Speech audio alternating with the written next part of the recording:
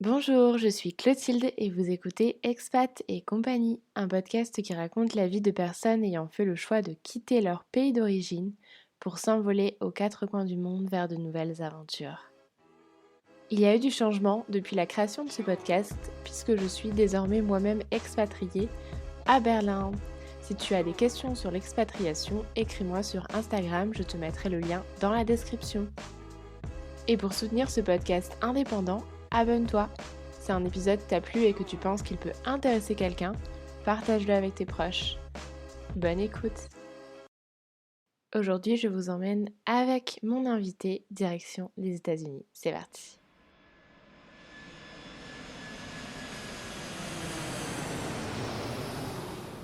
Bonjour Amélie, bienvenue dans le podcast Expat et compagnie. Je suis ravie de t'avoir avec nous.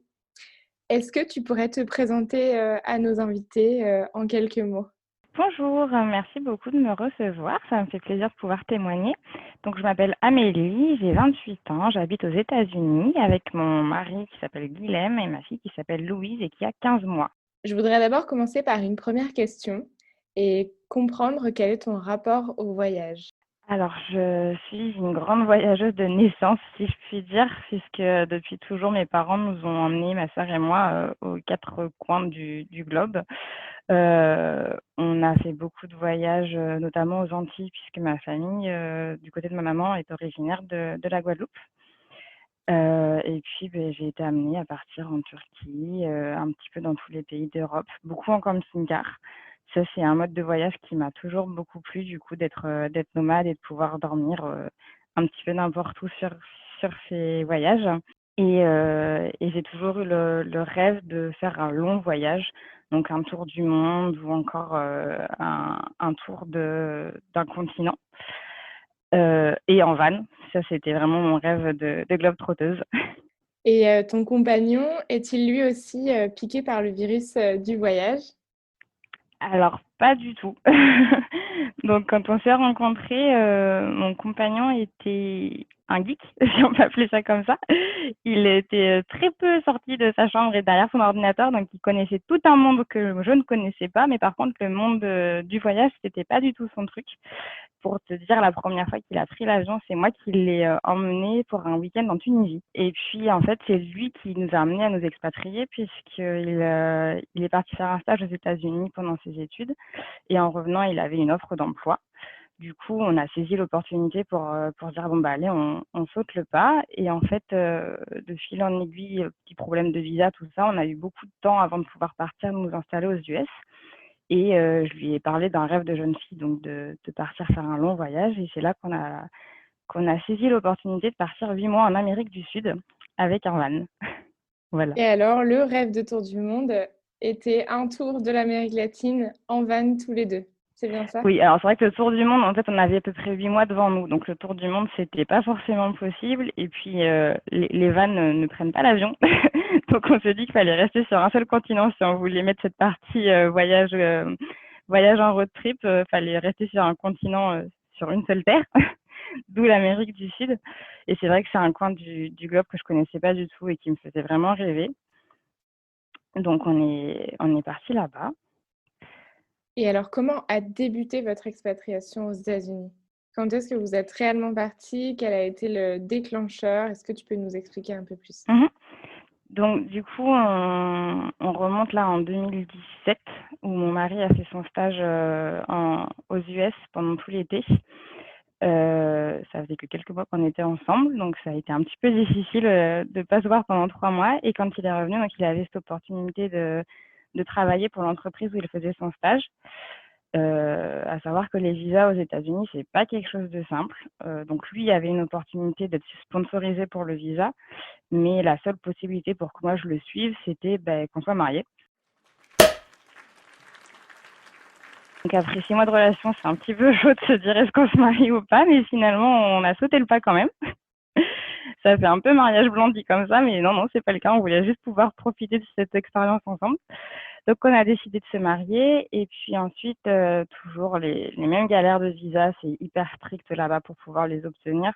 Il fallait qu'il ait un diplôme de minimum 3 ans d'études, je crois. Et en fait, comme il était en école d'ingénieur, enfin les années de diplôme ne correspondaient pas, donc il fallait qu'il valide son diplôme d'ingé. Et là, les dates ne correspondaient pas avec l'obtention des visas. Enfin, je peux pas refaire tout le détail des visas aux US, c'est tellement une galère. Mais enfin bref, du coup, ça faisait qu'on devait attendre 1 an de plus pour pouvoir faire cette demande. Donc du coup, là, on arrive en 2018, donc à l'été 2018, où on apprend qu'on a été accepté pour le visa. Donc lui, avec un visa de travail qui s'appelle le visa H1B. Donc c'est un visa sponsorisé par une entreprise américaine. Et moi, avec le visa accompagnante, c'est un peu vilain comme mot, mais c'est ça, c'est le visa H4. Et je n'ai malheureusement pas d'autre statut que d'être accompagnante, mais on pourra peut-être en parler un petit peu plus tard dans l'épisode si tu veux.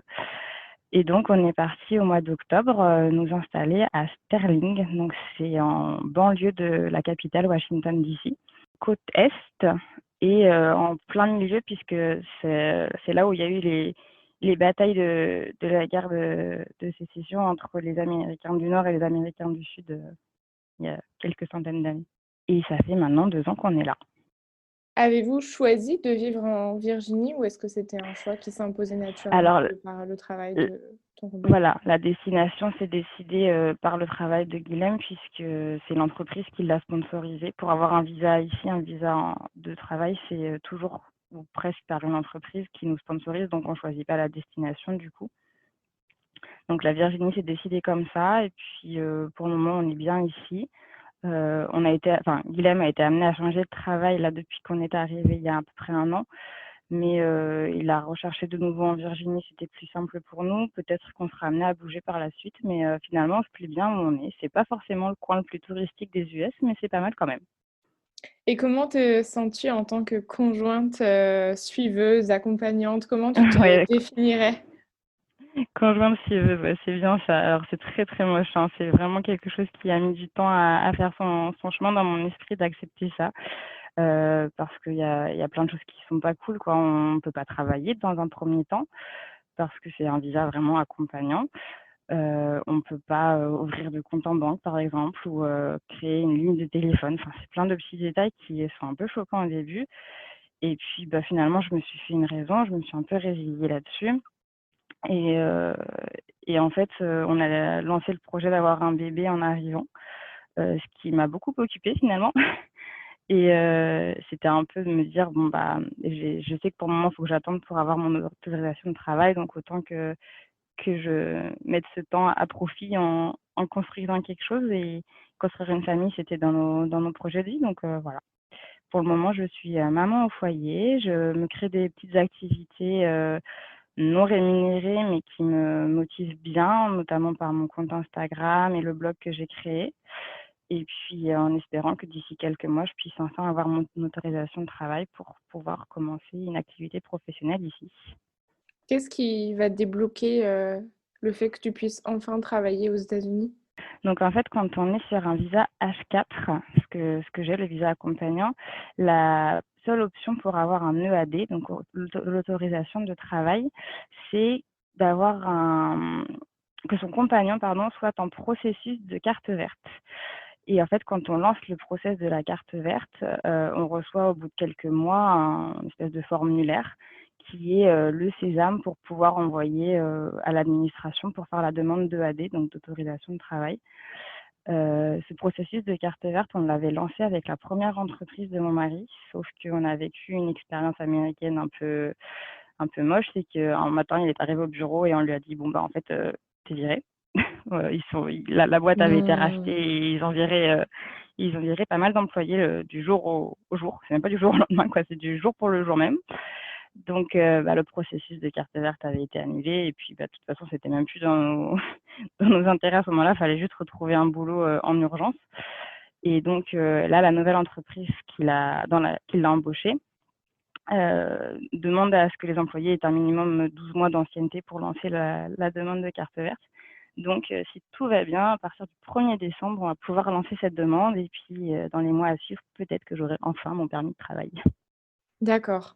Alors j'entends Voilà. bien, on a parlé de démarches, de visa, ça peut être un petit peu complexe à entendre comme ça et moi la question Mhm. que je me pose, c'est pourquoi, autant de motivation à rester dans un pays si peu accueillant envers, les conjoints et conjointes, suiveurs, suiveuses? Qu'est-ce qui motive à y rester? La culture vous plaît-elle? Qu'est-ce qui fait que vous ayez envie de vous épanouir dans ce pays? Alors c'est vrai qu'au début, quand j'ai fait mes études, je me voyais comme une jeune femme carriériste, féministe, qui comment dire? Que je m'épanouirais uniquement dans mon travail et puis en fait, le voyage en Amérique du Sud et puis, les échanges avec les gens m'ont fait ouvrir les yeux sur la vie, qu'il y avait pas que ça finalement, il y a pas que par le boulot qu'on peut s'épanouir et donc, je pense que j'ai trouvé d'autres sources d'épanouissement personnel, que j'ai revu un petit peu mes critères féministes. Enfin, c'est pas parce que dans un couple, il y a qu'un seul des 2 qui ramène de l'argent dans le foyer que l'autre est moins important dans la famille. Du coup, pour moi, ça passe au second plan, le fait de ramener l'argent dans le foyer, c'est pas du tout primordial et j'ai trouvé comment m'épanouir et puis comment être un moteur dans notre famille, différemment. Et donc, voilà pourquoi je suis pas hyper stressée forcément d'avoir cette autorisation de travail. Je pense qu'en Amérique comme ailleurs, je pourrais avoir rencontré ce problème-là, donc c'est vraiment pas, contre l'Amérique. Enfin, je suis pas du tout, en colère contre le système américain par rapport à ça. Et au-delà de ça, on a tellement de points positifs à être ici, enfin d'avoir notre petite fille qui va grandir dans un contexte multiculturel, c'est quelque chose qui nous met des étoiles dans les yeux au quotidien. Enfin là, de la voir aller chez la nounou et d'apprendre des mots en anglais et en espagnol, parce que l'Amérique, c'est vraiment pas que l'anglais, quoi. C'est un pays multiculturel, c'est une vraie terre d'accueil. J'en parlais par exemple dans un de mes derniers posts sur Instagram. Quand on va au parc ici, on entend les mamans qui parlent en indien, qui parlent en polonais, qui parlent en russe, qui parlent en espagnol. Et puis, entre nous, on se parle dans un anglais un peu approximatif, avec des fautes de grammaire et tout. Mais je trouve ça tellement enrichissant d'être dans un pays aussi multiculturel. C'est quelque chose que j'adore. Et puis, c'est une expérience de vie que tout le monde n'a pas l'opportunité de vivre, quoi. Donc, même s'il y a des points négatifs, je pense qu'il vaut mieux voir le positif et croquer tout ça à pleines dents. Quels sont, selon toi, les avantages et inconvénients de la vie aux USA? Dans les avantages, je dirais effectivement cette multiculturalité, excuse-moi, de pouvoir rencontrer des gens de tous horizons, avec différents parcours et qui sont toujours ravis d'échanger. La simplicité de vie aussi aux États-Unis, c'est vrai que beaucoup de choses sont plus simples à faire, notamment, louer un appartement par exemple où c'est très simple, il y a plein de démarches qui sont très faciles, d'autres qui sont compliquées aussi. On en a parlé par rapport au visa. Et dans les inconvénients principaux, je vais soulever un sujet dont beaucoup parlent, beaucoup d'expats parlent, c'est le système de santé qui est vraiment une catastrophe ici. Mais c'est pareil, ça fait partie des points noirs du pays que l'on met au second plan parce que les points positifs de l'expatriation sont bien plus importants selon moi. Qu'est-ce qui, dans votre quotidien, vous fait vibrer? Qu'est-ce qui vous change par rapport à la France? Alors par rapport à cette simplicité de la vie, j'ai du mal à trouver comment l'expliquer, mais c'est vrai que je me réveille le matin, plus légère que quand, je vivais en France. Alors peut-être que c'est aussi les gens qui sont plus enjoués au quotidien. Alors beaucoup diront: «Oui, mais les Américains, c'est que en surface, c'est que du superficiel», mais finalement en France, c'est pas forcément beaucoup plus profond qu'ici. Sauf que c'est, ronchon, alors que là, les gens sont toujours très avenants. Par exemple, je vois quand j'étais enceinte, je connaissais pas grand monde, mais quand j'allais à mes cours de Zumba tous les samedis matins, tout le monde me demandait des nouvelles, comment s'était passée ma semaine, comment se passait la grossesse. Quand j'ai accouché, ils m'ont tous con enfin tous les gens du cours, par exemple, m'ont contactée pour me demander comment s'était passé l'accouchement, comment ça allait avec la petite et les gens sont tellement, bienveillants, je trouve ici, que c'est quelque chose qui rend ma vie plus joyeuse et plus ouais, plus «simple» entre guillemets. Et au niveau de ta vie, personnelle, est-ce que tu dirais que tu es épanouie aujourd'hui, dans ton cercle d'amis, ton entourage, ton voisinage? Est-ce que tes amis de France, ou d'ailleurs, hein, sont réceptifs, à, tes appels? Est-ce qu'il y a pas un peu de jalousie? Comment tu vis tes relations avec, tes proches restés en France et tes proches, les proches que tu t'es, le cercle d'amis que tu t'es créé, aux États-Unis? Alors par rapport aux rencontres que j'ai fait aux États-Unis, sont des gens avec qui je m'entends bien parce que, comme je disais, c'est des gens les Américains sont très ouverts, très joviales. Ce ne sont pas forcément des grosses amitiés. Enfin, je sais que si je suis amenée à déménager dans un autre coin des US, par exemple, je garderai pas contact avec beaucoup de monde. Après, j'ai été amenée à beaucoup, beaucoup déménager pendant mes études. Enfin, sur 5 ans d'études, j'ai fait 4 villes différentes et 3 pays différents. Donc, je suis déjà quelqu'un qui a un petit peu du mal à garder contact après des expatriations ou après des déménagements. Et c'est vrai que les contacts et les amis que j'ai de France se comptent sur les doigts d'une main, mais j'arrive à rester en contact avec et ils sont tous très heureux de suivre notre vie, notre parcours ici. C'est pas toujours facile, hein, les relations à distance, on le sait tous, mais on est assez proches pour se réjouir de la vie et des choses qui se passent chez les autres. Par rapport à nos familles, ça a été un peu plus compliqué à accepter. Ma maman notamment, qui n'accepte toujours pas trop de pas voir grandir sa petite fille, mais ils sont heureux pour nous de savoir qu'on vit une expérience hors du commun et qu'on vit nos rêves aussi. Et puis bah maintenant, de toute façon, avec WhatsApp, les réseaux sociaux, tout ça, on arrive quand même à communiquer quotidiennement et c'est cool ça, c'est vraiment sympa. Mmh. Et est-ce qu'au niveau culturel, il y a des choses, qui t'ont marqué, des différences notamment? Comme je disais tout à l'heure, ici, alors je ne sais pas si c'est propre à notre région, mais je pense que c'est quand même assez général aux US, c'est que c'est vraiment multiculturel. Enfin, je connais très peu, d'ailleurs je suis même pas sûre que ça existe, d'Américains pure souche. C'est-à-dire que le l'Américain, qui est de grands-parents et arrière-grands-parents purs américains, je crois que j'en connais pas.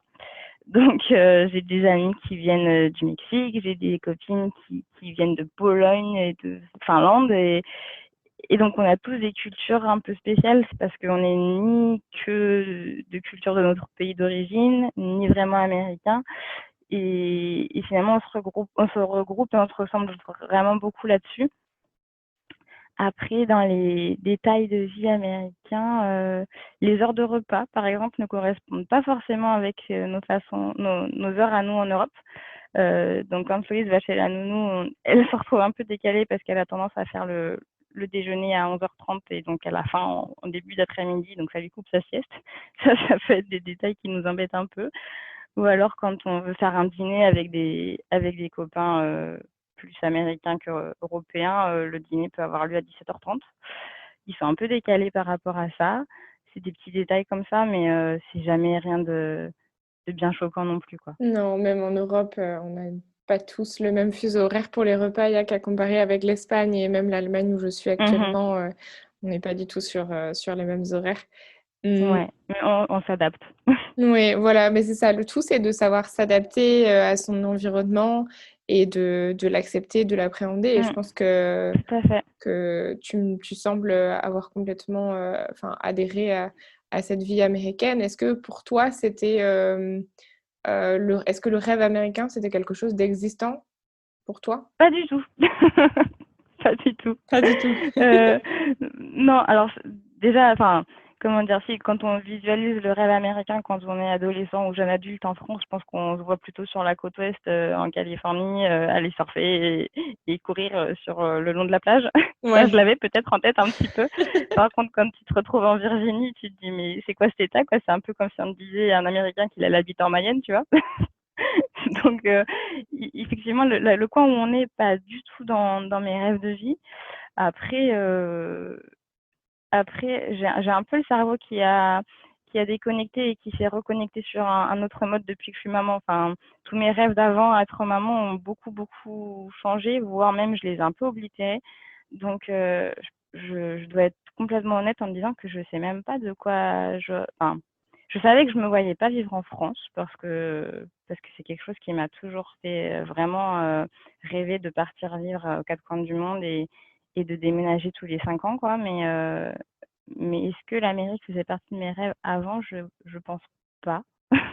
Et est-ce qu'il y a des moments où tu penses, partir vivre ailleurs? Est-ce que là, déjà, au bout de 2 ans, tu as fait le tour? Alors, moi, ayant la bougeotte complètement, enfin, moi, je te dis, je me vois bien déménager tous les 5 ans dans des pays différents à chaque fois. À savoir que maintenant, bah, j'ai une famille, un mari qui n'est pas forcément dans le même mood et puis un bébé qui a aussi besoin de repères, je pense, et de racines un peu. Donc, je pense qu'il est tout à fait possible hein, pour des enfants d'être épanouis et bien dans leur compte, même s'ils sont amenés à déménager très très souvent dans leur enfance. Pour le moment, c'est pas le point de vue de mon mari qui pense qu'il est important d'avoir des racines et des ancrages. Donc on va en parler et puis on va voir où la vie nous mène. Un déménagement au sein même des États-Unis, ça peut être quelque chose d'envisageable, Ouais, je pense que ce sera ça notre prochaine étape. peut-être plus Ce sera raisonnable On va pour attendre que j'ai concilier mon les deux. autorisation de travail. Et puis la situation du Covid actuel a été plutôt positive pour nous, c'est que le nouveau boulot de mon mari finalement se retrouve à être 100% en télétravail maintenant. Donc quand j'aurai moi mon autorisation de travailler, et ben, finalement on pourra déménager un peu où on veut aux US en fonction de là où je trouverai du boulot, puisque lui travaillera de la maison quoi qu'il arrive. Donc ça nous ouvre des opportunités très très larges. Je vois, donc vous avez quand même des projets qui vont pouvoir se réaliser malgré la situation actuelle un petit peu compliquée. Et professionnellement, est-ce que tu as envie de nous parler un petit peu de ce que tu feras une fois que tu auras l'autorisation de travailler aux US? C'est pareil, c'est quelque chose qui est hyper large comme, champ des possibles. Je cherche beaucoup à trouver dans la branche du web parce que, bah, comme j'ai dit, j'ai la bougeotte et j'aimerais bien pouvoir facilement bouger et déménager plus tard. Donc, faire un boulot qui se fait 100% sur ordinateur et 100% en nomade, ce serait top. Mais, j'ai un peu la phobie des ordinateurs et surtout, je suis un peu une hyperactive. Donc, je pense que je vais essayer de faire quelque chose un peu à mi-temps dans le domaine du fitness et du sport, là où je me retrouve principalement, ce que je faisais en France avant de partir. Et puis, une autre partie de mon job serait plutôt en nomade pour pouvoir l'emmener avec moi, peu importe où nous irons plus tard. Ok, j'ai vu sur ton profil Instagram que tu te définissais comme maman slasheuse. Mmh. Alors, c'est un mot très anglais, hein, donc qui est très influencé par ta nouvelle vie. Alors, pour les Français qui nous écoutent, qu'est-ce que ça veut dire exactement?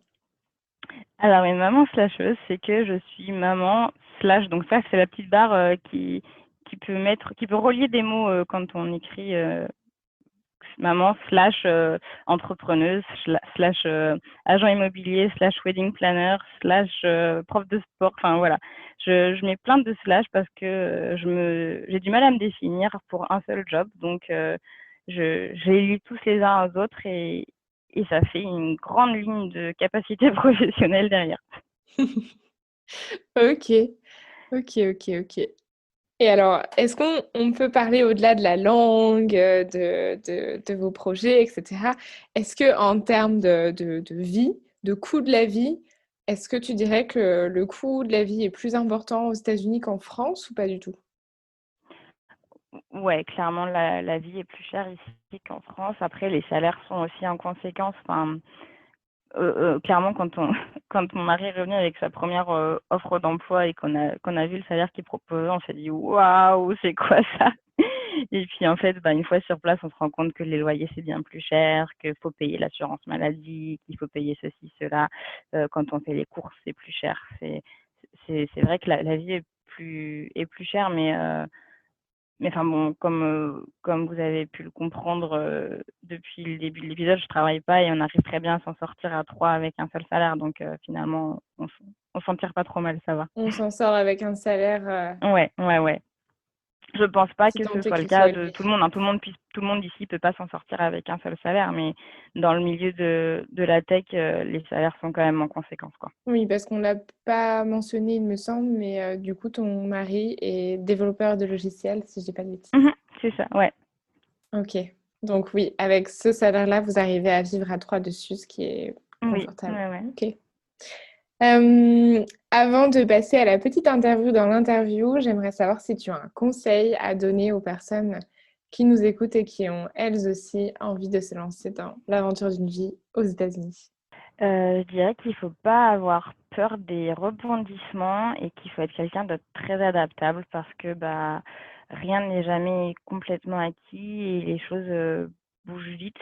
Enfin, comme je disais, quand mon mari s'est fait virer du matin pour le midi, on s'y attendait clairement pas et faut pas se laisser noyer là-dessous dans un flot de situations un peu rocambolesques. Il faut savoir rebondir et c'est ça l'expatriation, quoi. C'est ouais, s'adapter, savoir rebondir et puis être prêt à aller au front. Aller au front, oh mon Dieu. Aller au front, ouais. Ok, C'est une bataille qui vaut le coup d'être menée parce que derrière, les, on va dire, allez, 300 jours sur 365, ça se passe bien et c'est cool et c'est des expériences de dingue. d'accord. Donc tu conseillerais à tout le monde de partir là où il le souhaite, mais aux États-Unis, c'est un bon choix de vie. Aux États-Unis ou ailleurs, ouais, mais oui, les États-Unis, faut pas rester derrière l'image du McDo et de notre ancien président, je précise ancien.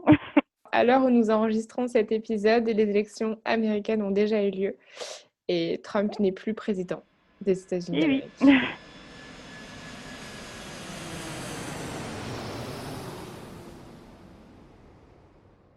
Alors, Amélie, peux-tu nous dire, pour cette petite interview dans l'interview, quel est ton endroit préféré dans le monde? Je vais tomber un peu dans le cliché, mais je dirais que c'est là où mon mari et ma fille se trouvent. Mais c'est tellement vrai. Enfin, personnellement, je suis affamée de découvertes d'endroits. Et donc, l'endroit que je préfère, ce serait peut-être l'endroit où je suis pas encore allée. Parce que j'adore voyager, j'adore découvrir de nouveaux endroits. Si je devais quand même retenir, allez, un lieu, je dirais que c'est la Guadeloupe, parce que c'est là que j'y ai un petit peu mes origines, donc c'est très sentimental pour moi. Mm. Est-ce que tu peux nous dire quelle est ta meilleure découverte culinaire aux États-Unis? Mhm. Je dirais le peanut butter. Mais alors attention, parce que nous, on est une famille de sportifs, donc ce n'est pas n'importe quel peanut butter qu'on mange. Donc le peanut butter, c'est le beurre de cacahuète, pardon. On mange du peanut butter 100% cacahuète, donc sans huile de palme, sans sucre, sans sel, sans rien d'ajouter dedans. Donc c'est bien pour faire du sport parce que c'est plein de protéines et ça nous donne plein d'énergie. Et à l'inverse, quelle est ta pire découverte culinaire aux États-Unis? Ils ont vraiment plein de trucs vraiment infâmes ici, notamment le peanut butter plein d'huile de palme et plein de sucre qui ne se mange pas selon moi. Sinon, quand on fait les courses, les rayons où je vais pas du tout, c'est les rayons yaourt, par exemple, où ils ont plein de yaourts qui n'inspirent pas du tout confiance. Leur fromage pas forcément très bon, ou les plats cuisinés en règle générale qui sont pas bons. Et en termes généraux, est-ce qu'au niveau alimentaire, vous trouvez votre bonheur? Oui, franchement, c'est un peu dans nos craintes, mais en fait, quand on fait les courses, on arrive à retrouver les choses avec lesquelles on avait l'habitude de cuisiner avant de partir sans problème. Heu, Souvent, il faut faire quand même 3 4 magasins pour aller piocher ici et là les produits qu'on aime bien, mais on s'en sort bien. D'accord. Et je peux vous demander si le saucisson, le fromage, le vin français, ça vous manque ou pas du tout? Bah, comme j'ai dit, on est une famille de sportifs, donc ça faisait déjà pas forcément partie de notre alimentation avant. Oh, mais le Bon, le fromage! fromage, oui, si, le fromage, j'avoue, c'est quand même mon péché mignon. Fromage et chocolat. Donc, j'arrive à trouver ce qu'il me faut. Quand on va acheter un bon bout de comté, il faut aller dans les magasins un peu bio, un peu style Biocop, tu vois. Et là, pour le coup, on perd un demi-bras, mais de temps en temps, on s'arrache un demi-bras et on se paye un bon bout de comté. Ok, bon, ça va. Vous êtes quand même à peu près normaux, ça me Oui, rassure. oui, oui. C'est pas parce qu'on est sportif qu'on n'a pas le droit de manger une ornée de saucisson de temps en temps. Non, c'est Et, vrai. et la dernière question de l'interview dans l'interview, c'est de savoir si tu as envie de nous raconter une anecdote qui vous est arrivée ou qui t'est arrivée à toi personnellement aux États-Unis. Dans les meilleures expériences américaines, je dirais quand on est qu'est-ce que je dirais? Bah, quand j'ai donné naissance à ma fille pour le coup. Dans ce qui m'a beaucoup plu, c'est le côté très, on vous laisse tranquille quoi. On était tranquille dans notre salle d'accouchement qui est d'ailleurs une chambre, à l'hôpital en Amérique. C'est pas du tout une salle médicalisée, c'est vraiment une chambre d'accouchement. Et on nous laisse tranquille avec notre bébé pendant des heures derrière. Ce que j'ai cru comprendre en écoutant justement d'autres podcasts, c'est que souvent en France, ben, on prend le bébé, on va lui faire sa toilette, les peser, les machins et tout. Là, pendant des heures, on était juste tous les 3 et c'était cool parce qu'on n'était ni en Amérique, ni en France, ni nulle part ailleurs. On était, dans notre endroit préféré, comme je disais tout à l'heure. Un autre point sympa, c'est que je me suis fait masser aussi pendant que j'étais à la maternité. Ça, c'était cool. Et est-ce qu'aux États-Unis, le fait que ta fille, Louise soit née sur place, elle a droit au droit du sol? Oui, aux États-Unis, il y a le droit du sol. Donc Louise, elle est franco-américaine, ce qui est un gros plus pour nous parce que du coup, cet été, on n'a plus rentré en France. Alors en fait, en ce moment, il y a un travel ban à cause du Covid et les Français sous certains visas, notamment le nôtre, ne sont pas supposés revenir sur le territoire américain s'ils en sont sortis. Sauf que nous, on est parents d'une petite américaine et donc c'était notre laissez-passer en chair et en os pour pouvoir revenir après le voyage en France. Donc ça, c'était bien, bien sympa. Ah oui! Ouais, ouais, ouais, c'est un peu OK, compliqué là en ce moment. Les Américains peuvent pas aller en France, les Français peuvent pas aller en Amérique, mais nous, on est une famille binationale, donc on peut aller partout. super. OK. Bon, bah, merci Amélie. Merci beaucoup pour, cette Merci interview. à toi.